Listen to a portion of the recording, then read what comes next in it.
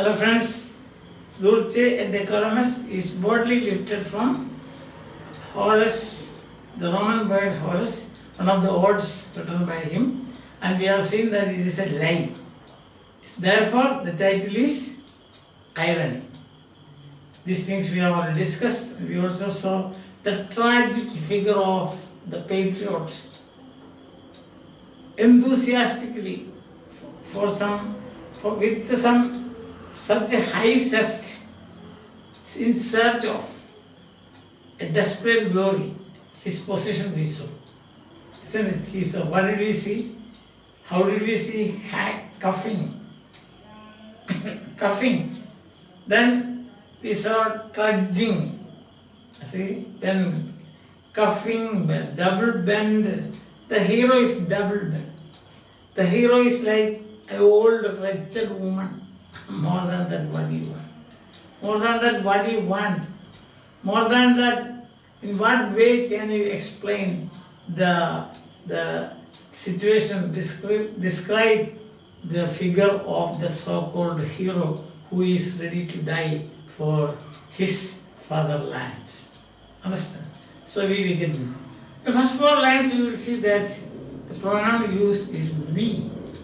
See, third line, till on the haunting flares, we turned our backs. We turned our backs. So that means there's a small group of people. They are returning from the battlefield to active action, so to say, to their rest. And how are they moving? So the narrator of the poem says, we bend double like beggars under sacks. We, each one of us, there may be say 10 or 15, all of us, we bend double. Who are we? Heroes. The so-called heroes who are ready to sacrifice their life. For whom? Nobody knows. Is it for your fatherland? Or is it for your motherland, your country? Or is it for those belligerent people who have got the craving to enter into battle and war with other people? They're quarrelsome people at another level, if you say. Is it for them that we are fighting? We bend double like beggars under sacks.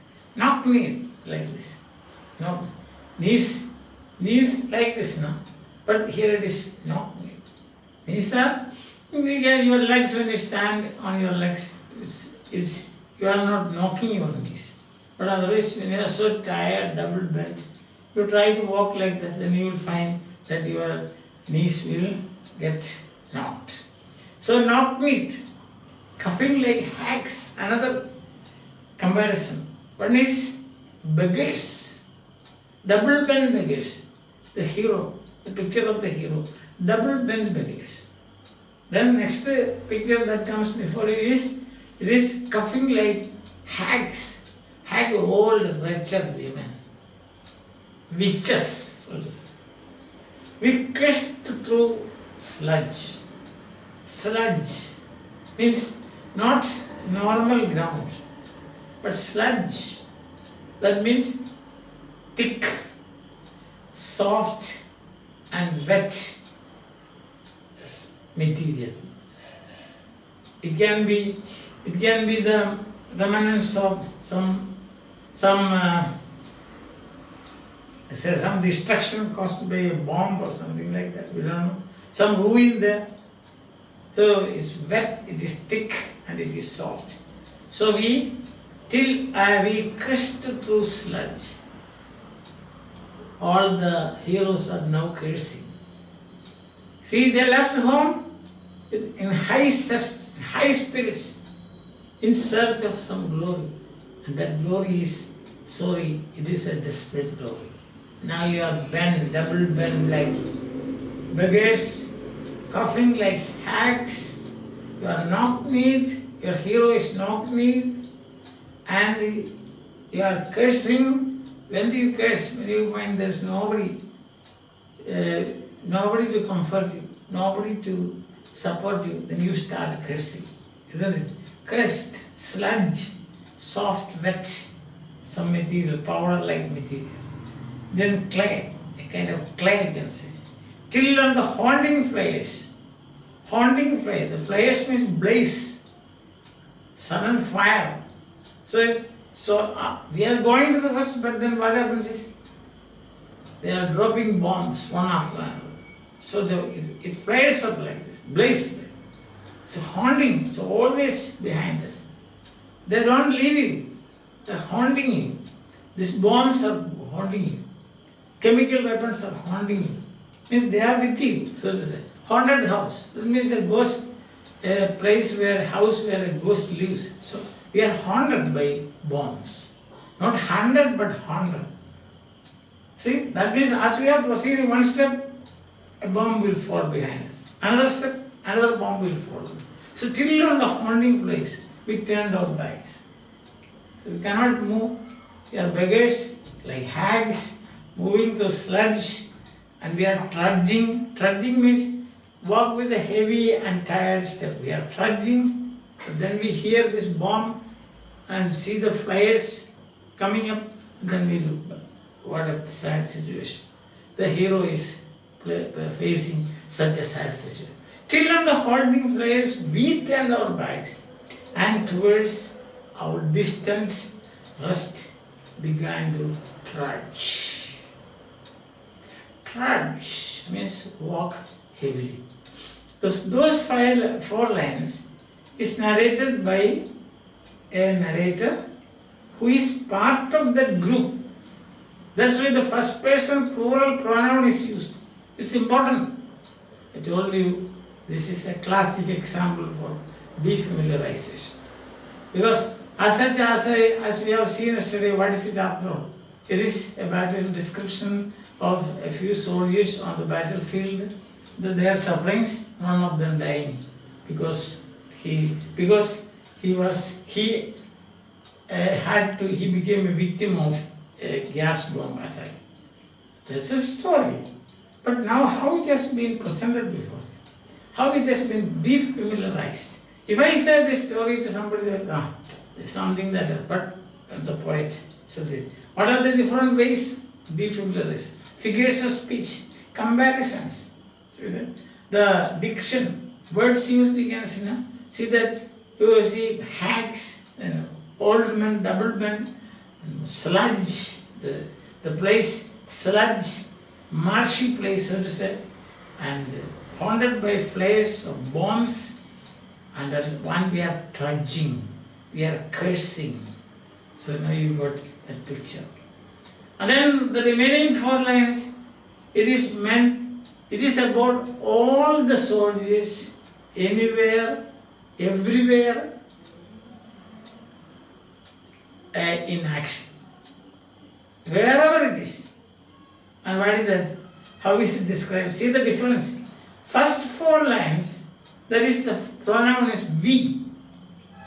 That is the speaker is part of this. The second one, the speaker says that it's not only in our case, but this is the case with all those soldiers who are fighting that fighting for the vainglorious glory of their patria, pro patria mori, decorum est. Et means hands. Et tu brute, and you too, Brutus. So that is Dulce et decorum est. Now the remaining up to lines say we have got 5 to 8, you find. This is applicable to all those who are engaged in war and all those who are searching or seeking for glory, the so-called Dulce et decorum est, so to say. It says men march asleep. Men, not we now. We are also included in that. So you got a broader picture of it. So men march asleep. Many have lost their boots. Oh, any battlefield, this is the same. Generalization. What you can see is a zooming. So the camera is now zooming. See? So the first one is about them. Now it is a wider world. So men marched asleep. Many had lost their boots, but limped on. Limped on means like lame people, like this. This is limping on. You cannot see my leg, but still you can see my action. Yes. So that is limped on. Bloodshot. Shod means this some footwear. Shod. Here it is bloodshot. That is blood clot, you can say. Thick blood clot. The blood is thick there. It has become hardened, so to say. So that is sharp. This is just like the sole of your shoes. Blood. The blood that has been clotting. So that what has happened? There is the suggestion that here these people were bleeding. Their feet were bleeding, and after some time, the blood became thickened. So it is on that now they are walking. Bloodshot, or when laying. So you can see, limped on. They have become lame. They have lost them. The hero has lost his boots. The hero is to get the support of his own blood that has become thick. Understand? Clot. So that is. And now the hero is moving lame. The hero is limping on. Drunk with fatigue. What is drunk with fatigue? Totally tired. There's not even an inch left of life, but totally exhausted, fatigued and exhausted. Deaf even to the hoots of tired, outstripped of finance that dropped. So what happened in hoots, the sound, and the finance bombs, gas bombs, chemical weapons, they are dropped on them. These chemical weapons, they burst, and the sound, a hooting sound, hooting, that is the sound produced by the owl. So that is that kind of a sound they can hear, and that is tired.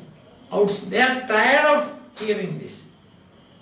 Not the finance are tired, but soldiers are tired. Outstrip, they have overtaken this. Outstrip means they have overtaken it. Overtaken what this sound also. Means they are at least bothered about this sound. The bombs are falling. Haunted. They are haunted by bombs. So they are so tired, and their ability to listen or hear, that has been outstripped. That means lost. They are so tired they cannot even listen, hear. What is the sound of finance that dropped? That hooting sound of the finance. That means what? All their senses gone. Their ability to move, gone. Their ability to react, gone. Their ability to run away from the bombs that are dropped, gone. Their ability to walk, gone. Their boots, gone. They have become lame. They are limping on. They are top to bottom.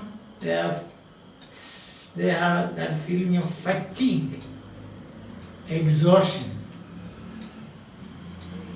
This is the picture of the hero. This is the picture of the hero who left their home, innocent tongues.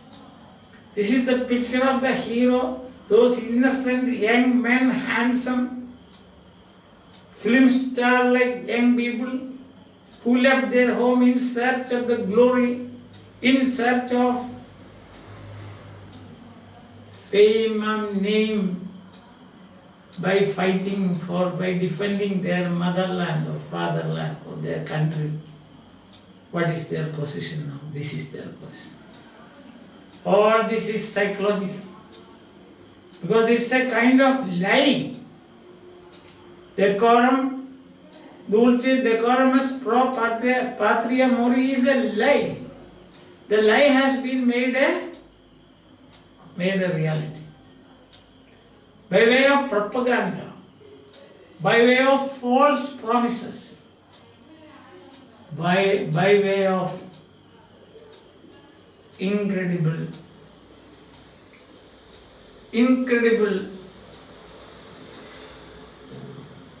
profits in life. Understand? The incredible has been made credible. That is the power of propaganda. What is the result? The result is, as you can see, men just 18, say 22, that age group. How do you see them now? Now you see them like beggars, old double-bent beggars, old hags coughing, walking through the sludge, coughing, cursing themselves. Once they said, our country, shouting slogans, now they are cursing themselves. There's no way to escape.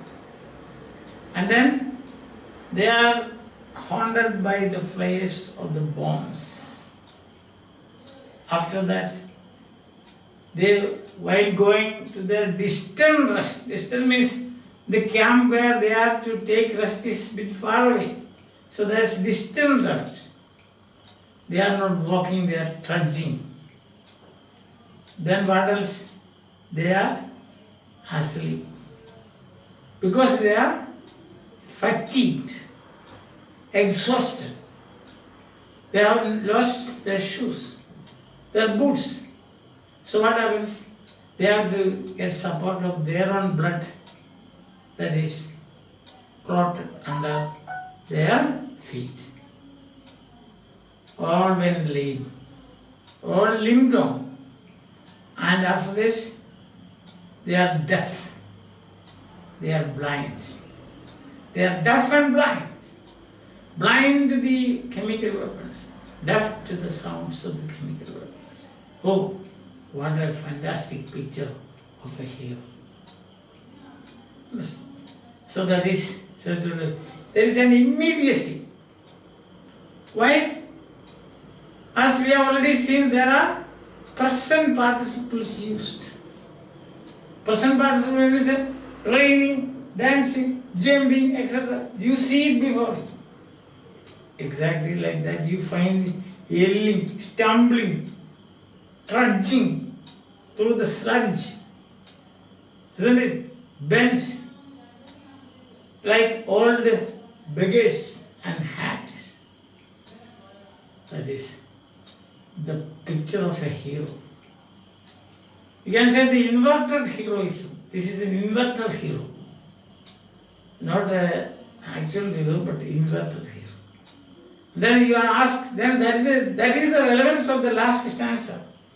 If in some smothering dreams you too, see, it started with we, then went to men, now it's you, before that I, in all my dreams.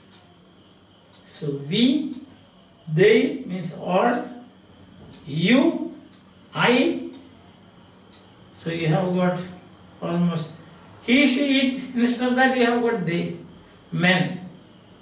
I, we, you, they. All the pronouns have come here. That means what?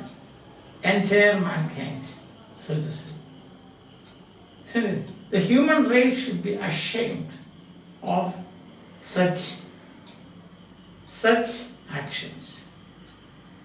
The human race should be ashamed of fighting or declaring war on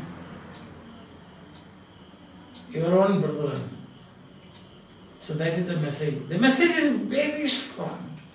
If you really read this, you will be gripped by fear, you will be gripped by hatred towards these warmongering people. After who are those people who are leading us? Leading us means taking these people, young people to the battleground. It is those belligerent people. Pugnacious, you said, pugnacious. That is, for whom it is written in their DNA to fight and to declare war on their own people. So it is against this. Listen. So for 8 lines you can see, bend double like beggars under sacks. Knock-kneed, coughing like hacks, we cursed through sludge, till on the haunting fires we turned our backs, and towards our distant rest began to trudge. That's about B. What about others? Men marched asleep, these people also, and these and other. All those in the battlefield, all those engaged in such warfare, men marched asleep. Many had lost their boots, but limped on, bloodshot, all went limp, drunk with fatigue, deaf even to the hoots of tired outstrip of finance that drop. Tired and outstripped is not the finance, it's B. That is the soldiers. That should go with the soldiers. I hope now you are getting the picture of the battlefield. The soldiers returning from the battlefield to their distant rest, and also all the soldiers who are engaged in warfare. Understand? So it is from a particular to the general. Now, the remaining part, as you can see, 9 to 16, it is a gas attack. It is the horrible description. There is no word to describe it. You cannot say horrible, hellish cancer. That we will see tomorrow. Till then, bye. Please meditate on these 8 lines. Okay? See you again.